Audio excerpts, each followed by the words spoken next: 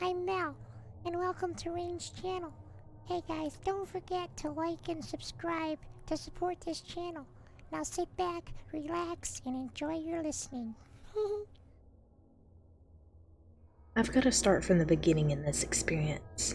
I was still in school. My brother and sister were both in elementary school, and I'm certain it was my senior year. We lived with my grandmother in her 3-bedroom home. Our dad worked night shifts, so it would just be the 4 of us at night anyways. At this point, my little brother and sister would be put to bed at 8 and 8:30. I had always shared a room with my little sister, but that week she had started sleeping in the front bedroom that was right by the living room, leaving me in the back bedroom alone on the end of the house. My dad's room was across from mine, and between our room was a small cupboard that my grandmother stored her canned goods from the garden. In that cupboard, it had access to the attic space, and across from my sister's room was the bathroom. On the other end of the house was the living room and kitchen, divided by a wall. I've always slept my room dark, but my door was always kept open. We had to leave the bathroom light on in the hallway, so just in case anyone woke and needed to use the bathroom, they would be able to see their way. Okay, since the layout of the house is there for you guys, I can now tell you what has happened. So it was 9:30 at night on a school night, and both my sister and brother were already in bed. Our grandmother was in the bathroom folding clothes, with the door shut, but she had left the kitchen light on, so there was still light. I could still see it through my bedroom doorway, but it wasn't so bright that I couldn't go to sleep. I had just gotten off the phone with my boyfriend at the time, and decided I was going to go ahead and go to bed, even though it was still super early for me. I didn't usually go to bed till between 10:30 and 11 o'clock at night. I had just set an alarm on my phone for 5:30 and laid my phone down. I hadn't even laid back yet when I heard the pitter-patter of feet come down the hall. I looked over to see my brother standing in the door. The light was so dim, though, that all I could see was his outline. I tell him, "Brother, go get your ass back in the bed." I know, I'm a wonderful sister, right? But instead of going back to bed, he gets on his hands and knees and shuffles to the end of my bed, where it's completely dark and I can't see anything. I wait a few seconds, like maybe 10, for him to pop up and say, "Boo!" But he didn't.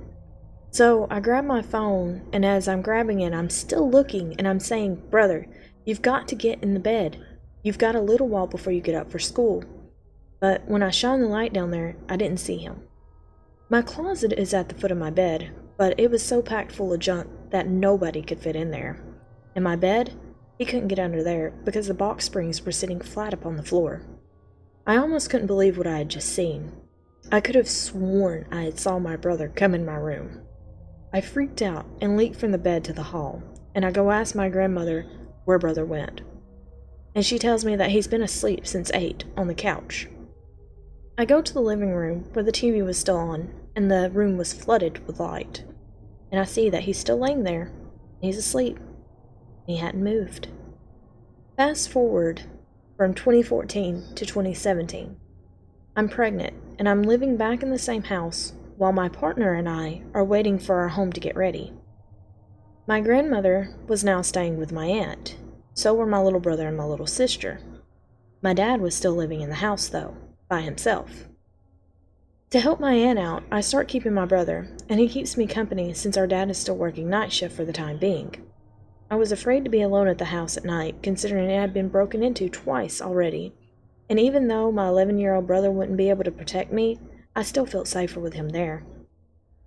I had worked third shift for a while, though sleeping at night was still a bit foreign to me, so I would be up late after my brother had went to sleep. We kept the tradition of leaving the bathroom light on at night, with everything else off, but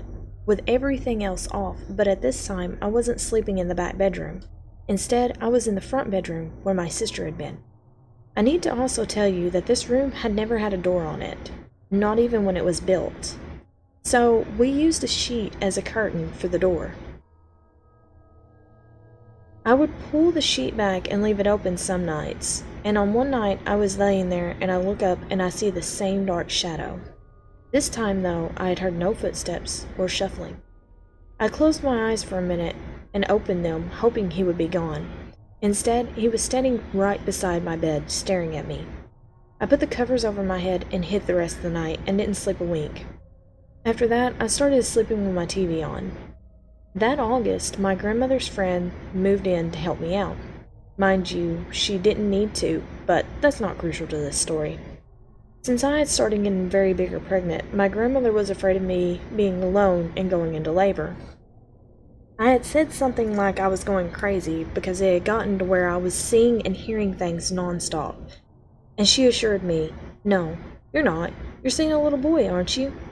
Now let me tell you, I have never told this woman anything about what had happened, and for her to come out and say that, it gave me the chills. She told me that on some nights she would wake up and look over by my door and see him standing there. When it first happened, she had thought it was my brother. She had said something to him, and it didn't move. She looked over at the love seat and saw my brother still sleeping there. So, that's one of my experiences. I hope you enjoyed. Thanks for listening. If you enjoyed the narration, don't forget to like the video and make sure you subscribe for future content just like this.